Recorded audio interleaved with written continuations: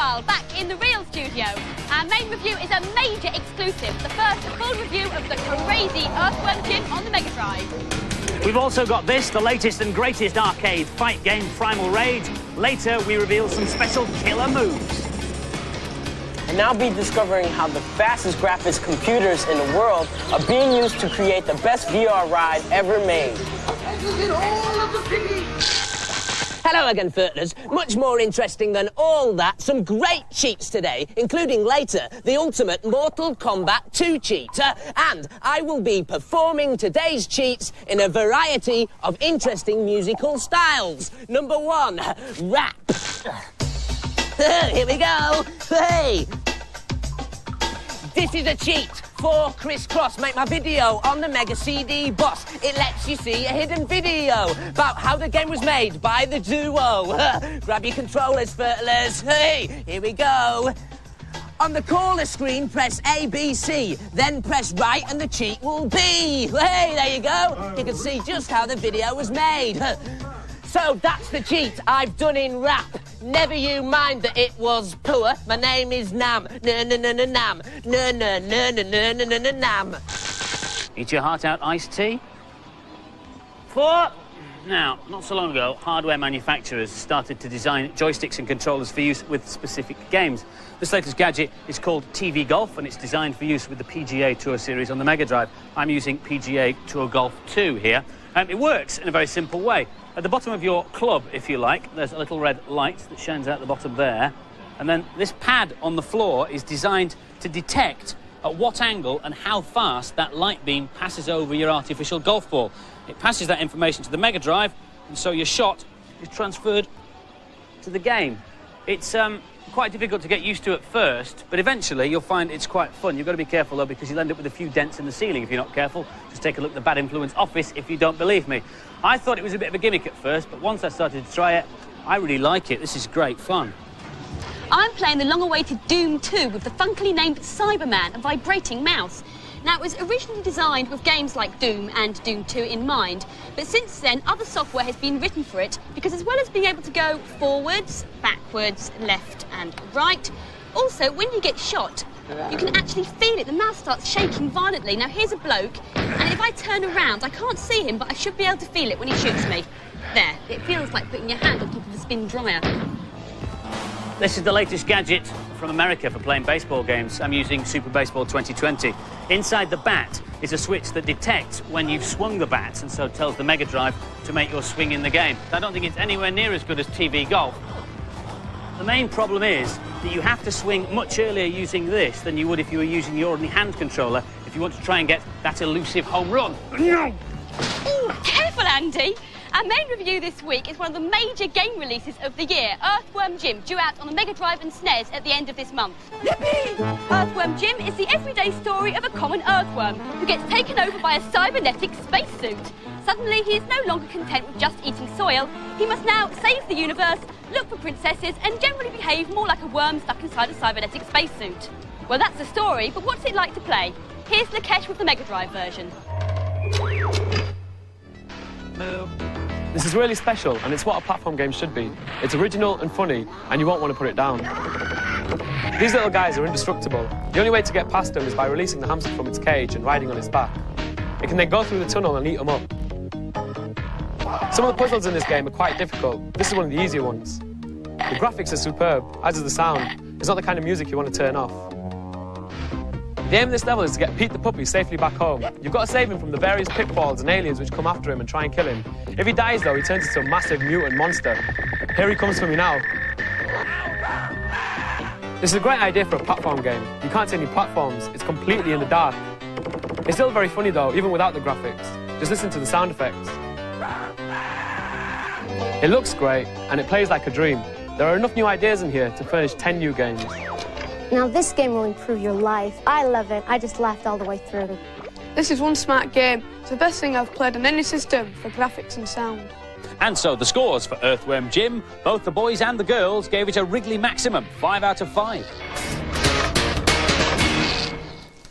What do all of these things have in common? The latest and hottest Nintendo game system, a teletop computer that lets you run videos on demand, and the dinosaurs in Jurassic Park. Well, they all rely on hardware made by just one company. It's called Silicon Graphics, and this is its headquarters in Mountain View, California, right at the heart of Silicon Valley. Now, you may not have heard of Silicon Graphics yet, but you certainly will next year, because they're designing the hardware for Nintendo's new home console, the Ultra 64. This is a demonstration which gives a taste of just how good the games will look. At the moment, Silicon Graphics computers are used mainly by professionals for what's known as visual computing. You'll find these machines wherever very high-quality images are required. There's a whole range of computers, from desktops to room-sized models. Everything from cars and airplanes to phones and sneakers are designed on them. Weather forecasters use them to visualize complicated weather patterns. They're even used to produce images for movies, and they power the simulators which pilots use to train and practice. I was really lucky to have a go on an F-18 military sim. But now, for the first time, all this power is being harnessed to produce the next generation of VR rides. 2,000 miles away at Epcot in Florida, Disney Imagineers are working with Silicon Graphics to produce the best VR ride yet. Okay, split up. You go that way, and I'll go this way. It's based on Aladdin, the movie, and it lets you fly a magic carpet through the rooftops of Agrabah and down into the bustling marketplace, where you meet and interact with beautifully animated characters. I've got brand new rugs and I've got used rugs. You control your movement by grasping the edge of the carpet. You can dive, bank, and turn as you want. You push forward to go faster and pull back if you want to slow down. You hardly notice that you're wearing the bulky headset because it's supported by springy wires. Inside, you get 3D pictures and 3D sound that appears to surround you. The ride isn't finished yet. Eventually, there'll be several different stages to your virtual adventure, including a fly through the Cave of Wonders. The Disney Imagineers are using the public as guinea pigs to test their ideas. What they've created so far is very unusual because instead of trying to look like the real world, it's simulating a cartoon environment. It's not virtual reality, it's virtual art. In many previous simulation and virtual reality experiences, what people tried to do when they were developing this was to recreate the real world. And that's a very difficult thing to do, and the reason it is because everyone is exposed to that on a day-by-day basis. If you look out the window of your car, or you look out the window of your house, or you walk around inside your house, these are things that people do and they're very used to. When we look at what Disney is doing in their ride, what they're doing is they're taking an animated experience, a non-real world experience. And so by taking that, it becomes much more virtual art than virtual reality. The ride is a unique experience for every flyer because in the first few seconds, the computer monitors your head movements and records how you fly. From this information, it works out a profile and changes the experience to fit each individual. So a streetwise kid from New York will find the ride much more violent and exciting with more bad guys to fight. When your granny has a goal, she'll find the guards of Agrabah simply wave her on her way on a gentle flight. Don't you have a horn on that thing? Wright flying through Agrabah, and that's the first time that ride's been seen on television. Now, as he said at the beginning of his report, one of the most interesting uses of Silicon Graphics computers is in creating movie special effects. Now, 2 of the major films currently on release couldn't have been done without computer graphics, or CG as they're known in the business. Okay. Sometimes the results are obvious, as in this summer's big hit, The Mask. Star Jim Carrey mimed to the action, then the CG experts at Industrial Light and Magic painted on the cartoon images. But in a new movie released tomorrow, the CG is designed not to be seen. It's called Forrest Gump, and it tells the story of Forrest Gump's journey through an eventful life. On the way, he meets many famous figures from the 1960s and 70s, and CG was used to seamlessly join the old footage to the shots of actor Tom Hanks, who plays Forrest. In this scene, for example, he meets President Kennedy. The image of Kennedy was taken from some 30-year-old library film, and Tom Hanks was filmed against a blue screen performing the right actions. The background was filmed in a mock-up of the president's office with extras standing in the right places. Finally, all the images were joined together, and most interesting of all, Kennedy's mouth was morphed to match the words spoken by an actor. A lot of trouble? Well, yes, but much more convincing than staging the scene with lookalikes. And by the way, Forrest Gump is a brilliant movie. Now it's time for this week's news and previews. The Animaniacs are coming to a console near you this Christmas. You know the story, the Warner Brothers and the Warner sister are cartoon characters who've gone completely potty and they're running amok on the studio lot. As ever, the loony threesome are pursued by the Jobs with security guard who wants them off the set. It's a puzzle-based platform adventure with some very nice touches. Every level has a movie theme. Here they are doing their Indiana Jones impression. Ever wondered what happened to the Lawnmower Man? Well, he can't keep a good baddie down, and now he's back in a new game called Cyber War. The virtual villain is now holed up inside the main defence computer, which is turned into a sort of cyber city. It's due out on CD-ROM next month, with versions to follow on the CD32 and the new Sony PlayStation. Dynamite Heady is a brand new game character with a bit of an identity crisis. He's a broken doll with a selection of weird and wonderful heads, all of which have different powers. So when he's in trouble, he loses his head and swaps it for another one. Look out for him on the Mega Drive next month. Musical styles number 2. The blues. I woke up this morning feeling blue. Couldn't think of a cheat to do.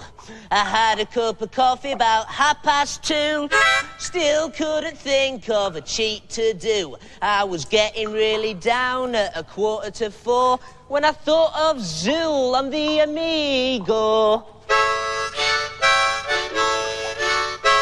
On level 4.1, there's 2 saws and an axe.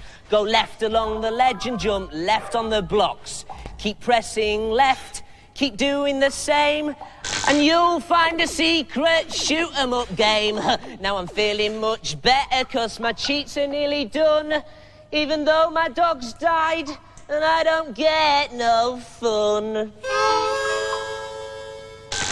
He's suffering for his music, and so are we. Before this series of Bad Influence started, they gave me this plan and they said, Andy, look at our fantastic new studio set. Well, I don't know about you, but I can't make head and a tail of that. In fact, it's still difficult to tell which bit's which when you're actually sitting in the real thing.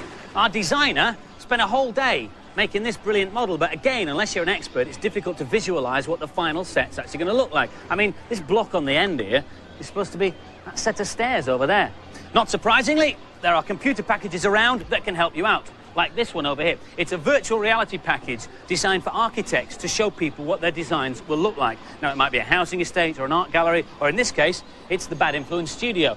You can program in your fixed viewing or camera positions, and this mouse is really good because you can program them in and then recall them using these buttons here. So, 2, for example, was the position I started in, and on this button here, I've programmed in a shot which matches our camera right up there. You can pan round to the left and right just like the real thing. There we go, around to the left of the gantry. And back to the video wall, if you'd be so kind. There's the gantry, and back to the video wall. You can also program in lots of really tricky camera moves. In fact, this one's so tricky you probably couldn't really do it in our studio. You can choose how much detail to have in your virtual world at a price. The more there is, the slower it runs. The computer also does a clever thing so that it can run as fast as possible. It only draws full detail when you approach an object. So watch the PC screen and the table carefully. Suddenly I feel strangely detached from reality. The Bad Influence set, the real one that is, wasn't built in a day, and neither was the virtual one. You have to start with basic shapes. Now, I've taken a basic cube shape here and made it into a studio tabletop. Then I've added a leg, and to finish off the table, I can just reproduce that leg a couple more times. That wire frame you can see around the table, by the way, is called a bounding box, and that defines the space an object occupies in the virtual world. What it's there to do is to prevent 2 objects occupying the same space, which, of course, in the real world is impossible. Now, once you've finished your table, you can create some more if you want by reproducing that table as a whole. I just click on this little blue triangle here, and I click on the icon on the side, and then I can move it around, and this is an overhead studio floor plan, so I can plop it down wherever I like. You can grab stills or video clips. There's even a virtual Nam. Hello, slimy footlers. Frightening. Now, no virtual studio will be complete without a virtual presenter. And there she is. Violet! Violet, speak to me. And now, some more games reviews. Theme Park caused a huge stir when it was released on PC this summer. Now it's out on the Amiga 1200. You've got to build the world's best theme park. Every decision you make has a knock-on effect. Not a game for blast-em-up fans, then. This is one you have to think about. Here's Chris. It's a bit daunting when you begin the game, because you start with an empty field, so the first thing to do is build a pathway, and I found the best way is to adopt a grid pattern so your people can walk around the attractions properly. Here I am just putting the finishing touches to my brand new roller coaster. You can alter the height of the ride, the duration, the length, and the speed of it. I'm just smoothing off the corner here so people don't bring up their lunch. So where did they get their lunch from? Well, I built a fry stall and a cola stall, and I've done a bit of a sneaky thing by putting a bit too much salt on the fries so they buy more drinks and spend more money at my park. Now, we can see by the little face at the bottom that people aren't really happy here, and I think it's because there's too much litter around, so I'll have to employ some more handymen. A lot of fascinating and unexpected things happen in this game. It takes a long time to play, but the more you put in, the more you'll get out. Despite the funky name, this isn't the kind of game that gives you instant thrills. You need a lot of patience. This is a really absorbing game, and you could lose yourself in it for days. Theme park scores then. Both the boys and the girls gave it an excellent game if you've got all day to spare, 4 out of 5. It had to happen. Those stars of Saturday morning telly, the Power Rangers, have morphed their way onto the SNES and Game Boy. But does the world need yet another scrolling beat-em-up? Here's Sally with the SNES version. The game's not as bad as a TV show, but it's a close thing. The main characters are basic, the background's sparse, and frankly, the gameplay stinks. At the beginning of every level, you start off as a kid. Here I am playing Jason. Halfway through the level, you morph into a Power Ranger. You get a kinky red outfit, and you get more power, more weapons, but not much more interest. It has its moments, but they're few and far between. My little baby 5-year-old brother liked it, but it bored me to death. I think there must be some mistake. This game costs more than Earthworm Jim. Who are they kidding? It's just a basic beat-em-up. There's nothing here to keep you playing. And so the scores, the girls and the boys agree. Power Rangers gets a sad old 1 out of 5. Spotting different types of music, number 3. Heavy metal. Bang,